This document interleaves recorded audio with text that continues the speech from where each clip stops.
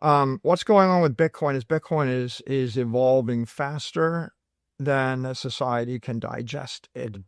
And so I think you could say this is all consistent. Uh, Bitcoin was misunderstood in the year 2011. It was misunderstood by me in the year 2013. It was misunderstood again in 2015, 2017, 2019, 2021. When we first got into the space in 2020, there were people that misunderstood it, and we had a lot of massive amount of criticism when our stock was $10 a share. When our stock went to $100 a share, it was massive amount of criticism again. When it crashed to $20 a share, there was still massive criticism. When we had $2 billion of Bitcoin, people were cackling, or 1 billion, saying, oh, you lost $1 billion on this. When we made 100 billion, everybody disappeared and slunk into the shadows. And then a new set of trolls, a new set of critics came out when our market cap went above 100 billion. It's a different set of cynics, a different set of critics, a different set of misconceptions. I think you're going to see the ebb and flow of that set of misconceptions and that anxiety. It'll continue when Bitcoin is 100,000. It'll continue when Bitcoin is 1 million. It'll continue when Bitcoin is 10 million. It'll continue when Bitcoin goes to 20 million. And there's always going to be a new narrative of fear, uncertainty, and doubt. It'll be a different generation. You know, the people that used to laugh and say, oh, yeah, you lost $1 billion trading in Bitcoin, they're gone. They disappeared, right? There'll be a new generation of people that say, do you think it makes sense to buy Bitcoin at $1 million a coin? It's going to trade down to 500,000, right? And, this is how societies deal with new ideas. If you study paradigm shifts, how long did it take to embrace electricity? How long did people thought John D. Rockefeller was crazy for 30 years until he was the richest man in the world. And then and at the point that he was the richest man in the world, people thought, well, that trade is done. And that was just when they invented the automobile and he got 10 times richer, right? And so the society doesn't really deal with paradigm shifts that well in near term, but after 30, 40, 50 years, you look back and you say, well, of course we should have embraced the fire, the electricity, the wheel, the crude oil, the nuclear, even nuclear power right now, for example. Nuclear power has only become cool or useful in the last 2 years.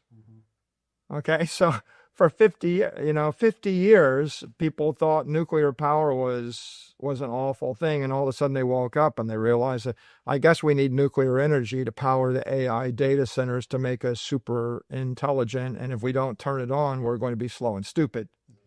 So, if it took nuclear power as like unlimited, clean, free energy, and they had to fight for 60 years to get people to embrace the idea of unlimited clean energy, it doesn't surprise me that there'll be skeptics about digital energy. They won't get it. Max Planck said, science advances one funeral at a time. And what he meant was the old guard, they will never, ever accept a new idea. Whatever it is, they'll die. They will not accept a new idea. The only way you get people to accept a new idea is you wait for a new generation of decision makers, and the old guard retires and they age out, or you need a war, and people that don't believe in aircraft, but to start believing in aircraft when the aircraft flies over their city and drops a bomb on their head. And people that don't believe in atomic energy start believing in atomic energy if someone sets off a nuclear warhead in the middle of a war. And so I think that disruptive, profound events like a near-death experience like during COVID, I think that introduces new ideas and new paradigms.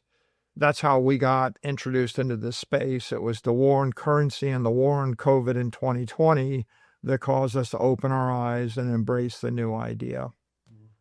I would say 95% of the decision makers in the finance world still don't really embrace or understand the idea of digital energy, digital capital, digital money. And I don't think it's a bad thing, because the only way you're going to make 10 to 100x your money is if you pick the right thing and everybody disagrees with you. Yeah. If everybody agrees with you and you do the right thing, well, everybody agreed you should buy Amazon in the year 2020 during the lockdowns, because it was quite obvious that you needed Amazon during the lockdowns. It's the worst investment of the past 5 years, because everybody agreed that it was a good investment, and there's a lesson in that. And a lot of the kind of what you're speaking to is the old guard, the banking industry. What about skepticism within the Bitcoin community specifically? Does any of that surprise you or stand out in particular? You know, it's a vocal community. There are a lot of opinions. People say Bitcoin is money for enemies. There's been skepticism in the Bitcoin community since before Bitcoin. Right? One could argue that Bitcoin was born out of skepticism, right? Mm-hmm. Right. So the whole idea of Bitcoin is, don't trust anybody, don't trust any institution. And so if you start asking the question, how do you create an economic protocol where you don't want to trust any of 8 billion people and any of 400 million companies and any government? That's an interesting question. I would say that skepticism has its place. It is motivational, but at some point it can become what is the word? Counterproductive, maybe.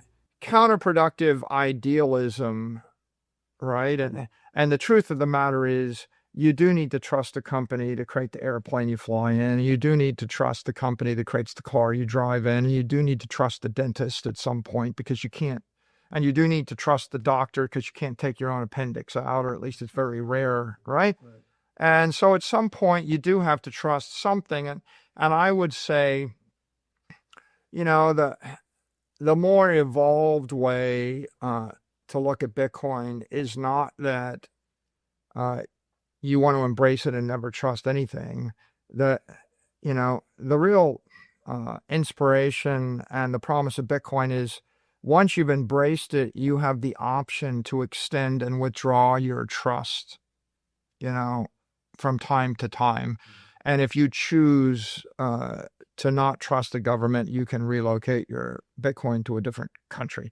And if you choose to trust a custodian, you can locate your Bitcoin with them. And when you decide to stop trusting them, you can relocate your Bitcoin to any of 100,000 other entities. Or if you go through a period of life when you choose not to trust anyone, you can self-custody. And when you decide you don't trust yourself, you can transfer your custody to another family member, right? So the real power of Bitcoin is optionality. And the reason we have the optionality is because the entire movement was born out of distrust. Mm-hmm. Yeah. And so there is a yin and the yang. There is a dialectic here. And you need a healthy degree of skepticism and distrust and cynicism. But once you've created the technology, you're not going to reach your full potential unless you work with other human beings, right? And so ultimately, when you decide that you're going to work with other human beings, either as a trusted custodian or a trusted hardware device manufacturer or a trusted hardware wallet, or you work with another corporation that's a trusted team of people, whether they, work on your teeth or work on your heart or manufacture the food or provide you with the aircraft, travel you need. At that point, you can reach your full potential, and you do it empowered, with property rights and with economic rights. And the reason that you will be able to trust them is because you have the option to withdraw your trust.